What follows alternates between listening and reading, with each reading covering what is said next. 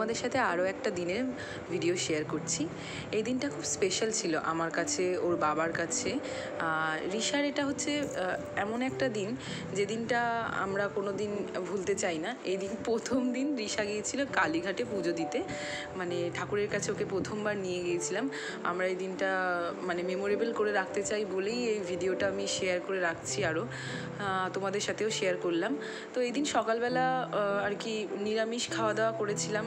শনিবার ছিল, তো শনিবার তো আমরা নিরামিষই খাই। স্পেশালি ওই দিন আরও বেশি নিরামিষ করেছিলাম, কারণ কি আমরা পুজো দিতে যাব বলে। তো মেয়ের জন্য আলাদা করে খিচুড়ি বানিয়ে নিচ্ছিলাম। আর এখানে দুপুরবেলা তোমাদের সাথে তো শেয়ার করলাম ওকে কীরকমভাবে খিচুড়িটা কি বানিয়ে দিলাম। আর এখানে দেখো ও এখন খাচ্ছে কি জানো, লাউ ডাঁটা। লাউ ডাঁটাটাও খুব পছন্দ করে।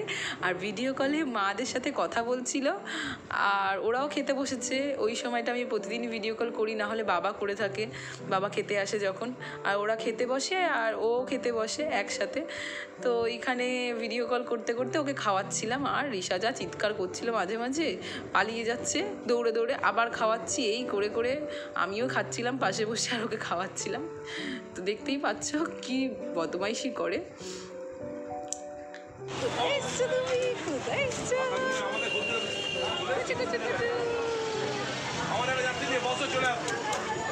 হাসি।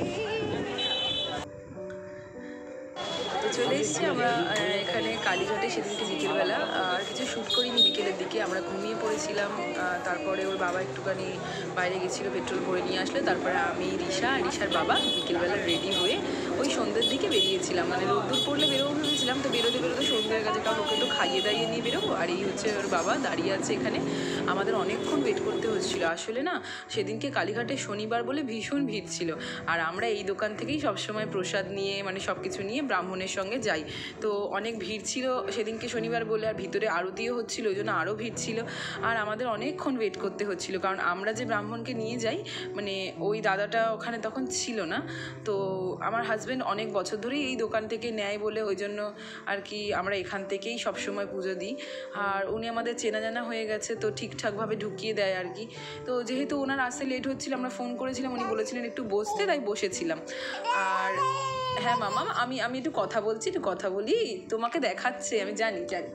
তো যাই হোক, তারপরে রিশাকে দেখো খুব দুষ্টুমি করছিল ওখানে বসে বসে ভেতরে।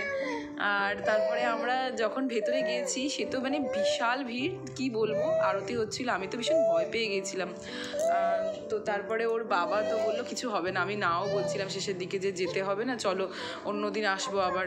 তো ওর বাবা বললো যে না না না, চলো কিছু হবে না। তো এত ভিড়, ওকে তো ওর পাপা মানে দু হাত দিয়ে পুরো একদম ওপরে তুলে দিয়েছে, দিয়ে ওইভাবে নিয়ে গেছি, খুব রিস্ক হয়ে গেছিলো। বাট ও লাকিলি ও খুব একটা মানে প্যানিক করেনি, অন্য বাচ্চাদের মতো রিশু কান্নাকাটিও করে না ভিড়টির দেখলে। তো খুব ভালোভাবেই সেদিনকে পুজো দিয়েছি। আমি প্রথমে দেখতে পাইনি, মায়ের দর্শন করতে পারিনি, ও মেয়েকে করিয়ে দিয়েছিল আর নিজেও করে নিয়েছিল, যেহেতু ওর হাইটটা একটু বেশি। আমি অত ভিড়ের মধ্যে মানে ব্যাগ নিয়ে তারপরে আমি একটুখানি পাজলড হয়ে গেছিলাম, আসলে মেয়ের যদি লেগে যায় এই একটা ভয় ছিল। তো তারপর ওদেরকে বললাম তোমরা বাইরে বেরিয়ে দাঁড়াও, আমি আরেকবার দেখে আসি। তো ভেতরে গিয়ে আমি দেখে আসলাম। আর এখানে তো দেখছোই, মানে যাওয়ার আগে রিশার বাবার কোলে একবার আমার কাছে ওখানে খুব বসে বসে খুব মজা করেছে আর খুব খেলা করছিল। আর ওকে নিয়ে আমরা প্রথমবার কালীঘাটে গিয়েছিলাম, এই এক্সপিরিয়েন্সটা সত্যি ভোলার নয়। মানে ও এতটা ছোট, ও যে এত ভিড়ের মধ্যে কোনো ওর যে প্রবলেম হবে না সেটা মানে ভাবাই যায় না। অন্য বাচ্চা হলে হয়তো খুব কান্নাকাটি করতো। যাই হোক, রিশা খুব এনজয়ও করেছে দিনটা।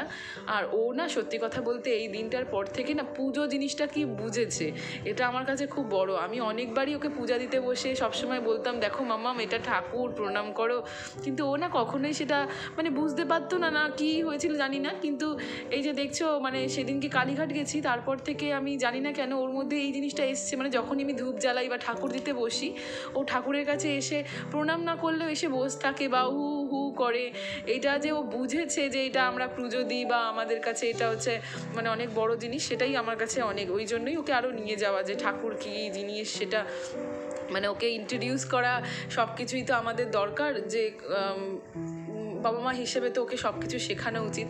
তো তারপরে আমরা পুজো দেখলেই তো কত লাইন পড়েছে ভেতরে গিয়ে, তো মানে ঘেমে চান হয়ে গেছি। তারপরে তো ওকে নিয়ে আমরা গেলাম হচ্ছে গঙ্গার ঘাটে, ওর বাবার আমি, ওকে তো নিয়ে আমি নাচানাচি করছিলাম। আমার খুব আনন্দ হচ্ছিল যে এত ভিড়ের মধ্যে ওকে নিয়ে আমি পুজো দিয়ে এসেছি।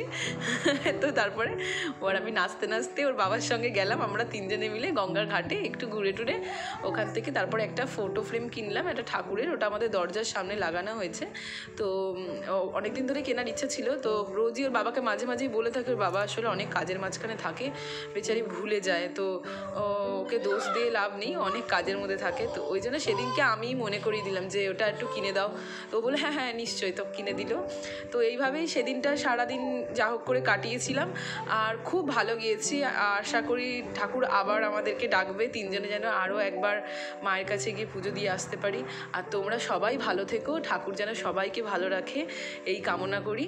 সবাই সুস্থ থাকুক, সবার বাচ্চাদের জন্য অনেক অনেক শুভ কামনা রইল, যেন সবাই খুব ভালোভাবে সুস্থভাবে কাটিয়ে উঠতে পারে। কারণ গরম পড়ছে, আর এত গরমে যেন কারোর কোনো শরীর খারাপ না হয়। বাচ্চাদেরকে ভালো করে জল খাওয়াবেন, সুস্থ রাখার চেষ্টা করবেন, আর নিজেরাও খুব খুশিতে থাকবেন, ভালোভাবে থাকবেন।